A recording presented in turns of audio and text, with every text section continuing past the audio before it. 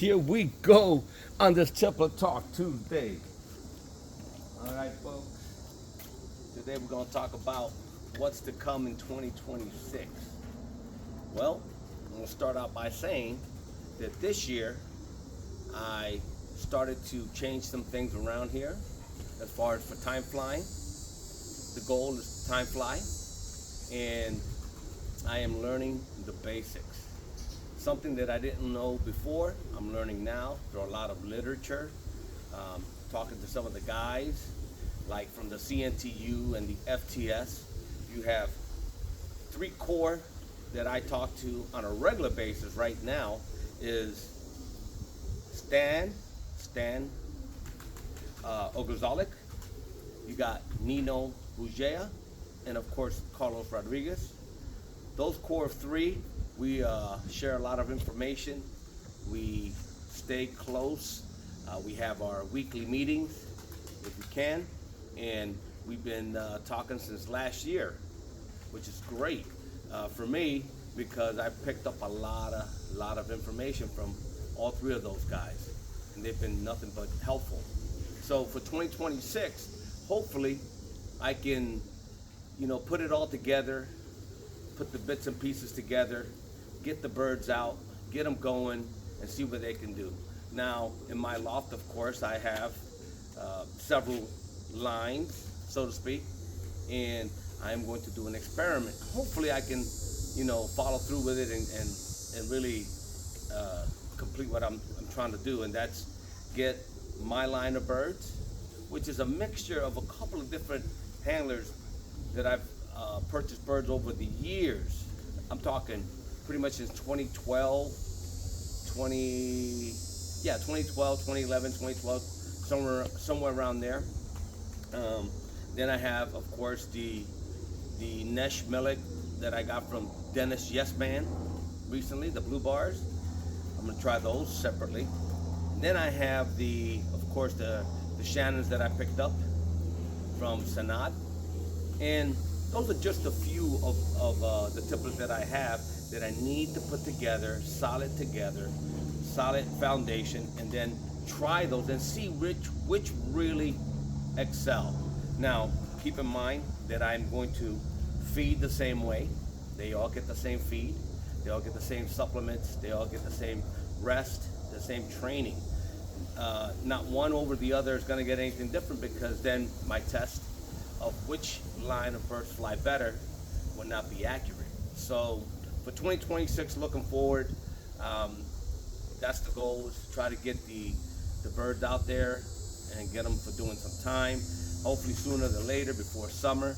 Of course, summer is brutal. We all know that here in Florida. The humidity is high. Today's a beautiful day. Today's a lot much cooler. It's gonna be cooler during the week, and it's ups and downs. And in Florida, it doesn't really get that cold, so to speak, for comparison. Like up north right now, a lot of folks are wearing jackets and hoodies and pants and stuff like that up there. I can't deal with that weather. I couldn't live up there. I love Florida, and I'll stay here. But when it comes to flying, sometimes I do wish that I had a better opportunity to fly better here on account of the weather. I do notice that when it's cooler, birds, they do perform differently. Not to say that I can't see them perform in the heat. And I've talked to other guys across the globe, guys that live like out in the Middle East and stuff. But that's a dry heat. They get their birds to fly for many hours. The Pakistani high flyers, Serbians, and all kinds of different breeds out there. But the reality of it is different weather. So it's hard to say that you're going to take the same line of bird or a bird, fly them here the same way you're going to fly them over there. It doesn't work that way. But for this Tippler Talk Tuesday, question is, what do you do to get prepared for the following year as far as for breeding, flying, performing? The goal here is to fly next year, somehow, some way, get something going. This year, I put some things together, and I have to go back and change a few little things.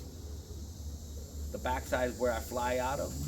where that little aviary is at, towards the rear of the loft. That's where I'm flying my birds right now. But I need to come up with something maybe on the inside or the outside that will house the droppers. So when I let the droppers out, maybe get a much larger landing board out there somewhere in front of the loft where they can land and trap right in.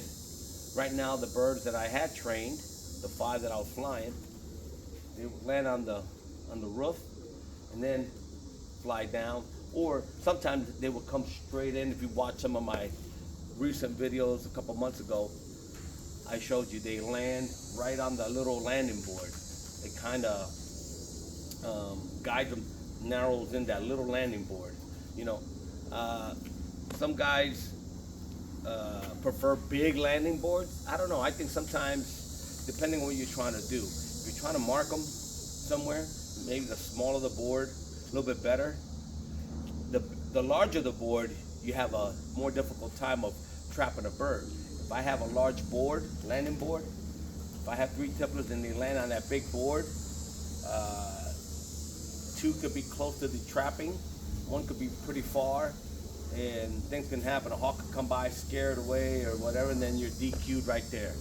You know, something can happen. So smaller board, get them all concentrated to a small section, and then trap.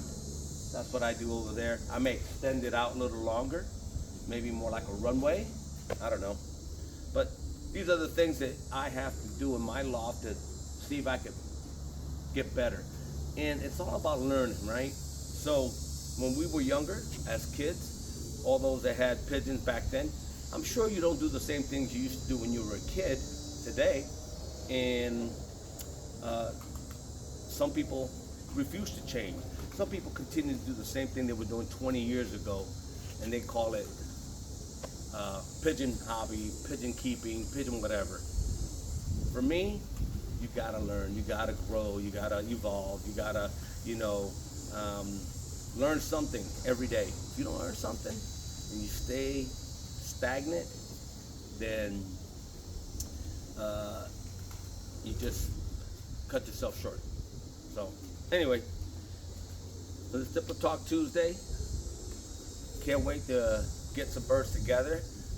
I'm going to put them together here in November sometime and get them ready for the beginning of next year and get them out real young. And I don't care if I don't have that much daylight, and because the winters are shorter here, of course, the daylight.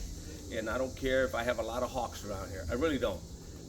The goal is to try to get some birds up and flying for time. And that's the goal for 2026. With droppers, and you'll see the process as I go along. Hopefully we can grow together. All right, folks. Until next time, like always, please like, share, and subscribe. Keep watching my videos, share my videos. If I can help somebody, let me know. Later.